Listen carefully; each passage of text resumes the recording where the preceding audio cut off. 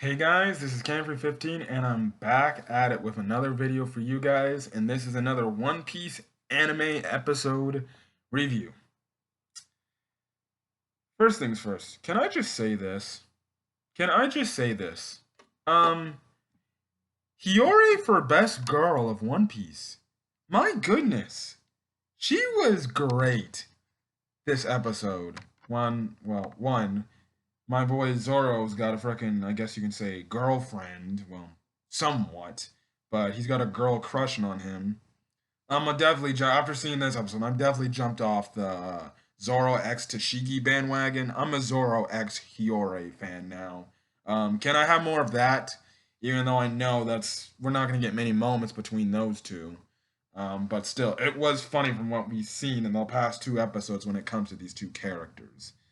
Um, but then again, she's older than Zoro, bro. She's like 20. Well, yeah, she's 26, and Zoro's like, I think he's 19. I think he's 20. I think he's 20. I forgot Zoro's exact age. I think he's 19 or no, he's 20, I believe. So yeah. Anyways, let's get to it. Let's get to it. Zoro says to Hiyori that he knows Momo. And Hiyori obviously is like, wow, you know Momo, Momonosuke? And stuff like that. She goes on to ask, is like Kinemon and the other scabbards we all know are alive? And, Zoro's like, well, yeah, of course they're alive. And stuff like that. But then Zoro also questions, like, first things first, how can I tell if you're Momo's sister? Now, I think they said something off screen where Zoro's like, oh, okay, makes sense, good. We find out that because Momo he's currently 8 years old in terms of how he's how he looks, but we find out Hiyori's exact age, and her exact age is 26 years old. We also find out that Otoko is one of the few people, people who know Hiyori's secret about, about the whole scabbard stuff and all the whole issue and stuff like that. Now, we get a little bit of a backstory, but we don't get the full backstory and what happened with Odin and stuff like that. Now, I did look a little bit ahead in the manga when it pertains to Odin's backstory, but I still only know bits and pieces. And heck, to be honest, I kind of forgot. The only thing I remember from Odin's backstory um, that I saw is how he died. Yeah. That's the only thing I know of how he died and stuff like that. But other than that, I kind of just don't know the middle part. And I also know Odin traveled on Whitebeard's and Gold Roger's crew. Other than that, kind of the other things left out, I kind of didn't really pay attention when I was overlooking the manga for a bit or listening to other people review it at the time. But anyways, here I'll make sure I identify it much more clearly. Now, anyways, funny thing is, they did, and one of the reasons why I say Hiyori for best girl is she makes this really adorable, cute, funny, hilarious face. And I was just laughing out loud of this funny face she was making with Zoro, especially the fact that, after talked about her backstory and stuff like that and how she was raised, she just starts laughing for Toko about all this stuff. And you can just see the cute side and stuff like that. Now, actually, before she goes into her own backstory on the reason, because Zoro asks her, like, well, why didn't you get why didn't you go with Momo into the future and Kinemon and Kanjuro and Raizo and the others? And she kind of says because there was this fire in their, I guess you can say, their castle, which obviously that's what you saw earlier in the Wano arc, if you're an anime only, the burnt castle. So yeah, we find out that Momo and the mom, she thought Momo disappeared for good as long as everybody else. Now her mom ends up talking about the future. So it's implied here that the mom is the one that sent them to the future. So she might have some kind of devil fruit that manipulates time and stuff like that. So we'll just have to see where that goes. That probably won't be explained till maybe the Odin's backstory. Now, we find out too, because Hiyori mentions, is that we find out that Hiyori and Momo's mom and Odin, their dad, they died the same exact day. So, obviously, it had something to do with Kaido and Orochi, but they died the same day, which is really sad. So she thought, when she finally was, taken by Kawamatsu, um, she thought she lost everybody. She thought she lost her brother, her mom, her dad. Well, mostly she thought she lost everybody. After Momo was gone and sent into the future, and stuff like that. She did know the fact that Momo would be coming back to Wano in 20 years, so that's the one thing, you know, um, you know, she was always, expecting and stuff like that. Now, Odin, one of his retainers are scabbards. Kawamatsu raised Hiyori essentially into somewhat the person she is now. When she was younger, after the incident, she wasn't a talkative person. If anything, she was a sad, depressed person, and she didn't like laughing or anything. But as the time, passed on, we see a nice, cute little girl, Hiyori, eventually get cheered up by Kawamatsu. Man, that name is so hard to pronounce. And she started to laugh again, and she gained her laugh, as she said, and stuff like that. Now, we also find out that Kawamatsu is a kappa. I don't know what a kappa is. I'll find that out by next week. I'm making this review like right after I made this episode. But from what it looked like some, frog type character. He had also the little hand gills that look like a fishman. So I don't know if he's a fishman. He might be a fishman, probably a fishman that went to Wano and stuff like that. Because he has the hand structure of what fishmen typically have. So yeah, now I'm gonna have to look into what a kappa is. Like I said, next week I'll probably be the first thing to tell you that okay, this is what a kappa is. Now Zoro actually goes on to mention like, hey, so where is this you know, Kawamatsu? Like, and stuff like that. Shouldn't he be with you, or shouldn't you know about his whereabouts? And Hiyori goes on to say, well, when she was 13 years old, they were separated. Now she doesn't explain how she was separated, and they don't tell us why she was separated.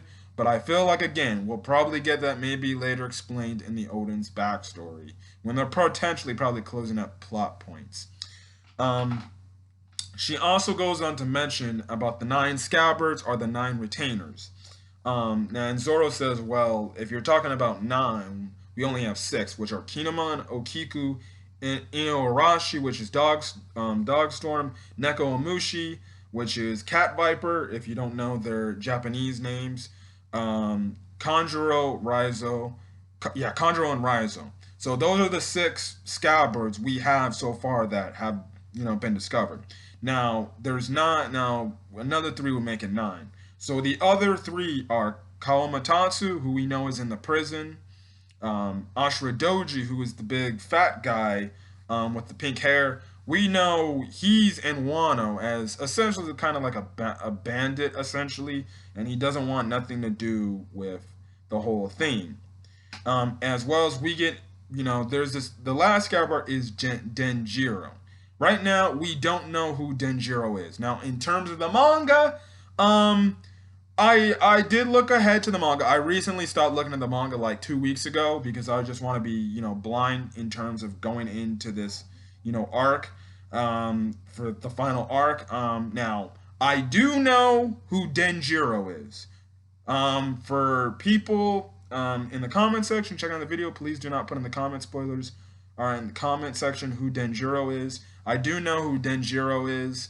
I won't say it here for obviously, like I said, for the anime only purposes. But yeah, so Denjiro is the mystery one. So we don't know who Denjiro is. Now she also goes to mention, well, that's good that the other, six are cool, are safe and everything, but she doesn't like she mentions earlier, she doesn't know where the last three are. Obviously, she probably wouldn't know where the last three are because she's been, I guess you can say, for playing as Komurasaki and stuff like that. Now we now they kind of at the end, Zoro kind of just needs to get some sleep. They kind of start laughing.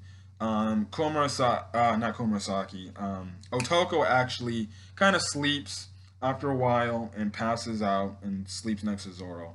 Next thing you know, it's getting cold in there and stuff like that, and she has to get more. Hiyori has to get more wood. She then looks at Zoro, and then we later find out by the end of the episode she is legit sleeping with Zoro. Um, Having the long, cover robe over them, hand on chest and everything. She's sleeping like legit right next to him. Now they shaded out her eyes black.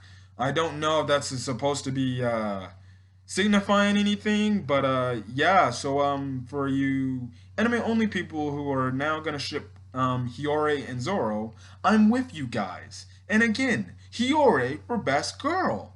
She might be best girl at One Piece so far right now because I just like her character now. Honestly, right now, the last few episodes won me over. She's probably in my top three One Piece girls now. If not, she's in my top five now. So I love Hiyori, and like I said, Hiyori for best girl, and stuff like that. Now, we actually cut back to the prison, the Udon prison, and again, we kind of get a little rephrasing of what Luffy's trying to do, the hockey, attack Luffy's trying to do. And Hugh is like, huh, so you foreign people call it hockey. Well, this is my version of my hockey and stuff like that. So Hugh actually starts to fight and shows Luffy his power. So as he's going in to punch the alpaca man, his hand turns to black for representing hockey. Um, but then his hand starts to light up and it has this reddish tint aura around it. Now the anime title says it's called Ryu. They don't say what it is in the episode, but this is when him using Ryu and stuff like that. So he does the same thing like Rayleigh, and he beats the alpaca man like easily and stuff like that. And he does the same exact, like I said, does the same thing Luffy was looking for that Rayleigh did and stuff like that. And he actually goes to say like, okay, how about this? Since you helped me so much, Straw Hat Man, I might as well, I can teach you this and stuff like that. So that's gonna lead into next week's episode as well. Some little tidbits is Law actually leaves Ebisu Town because he's just too much upset and pissed off at Shinobu for misjudging Beppo and his crew members for potentially, maybe leaking out the plans. So he just leaves Ebisu Town straight up. So whatever Law is going to do, hopefully he does not get captured.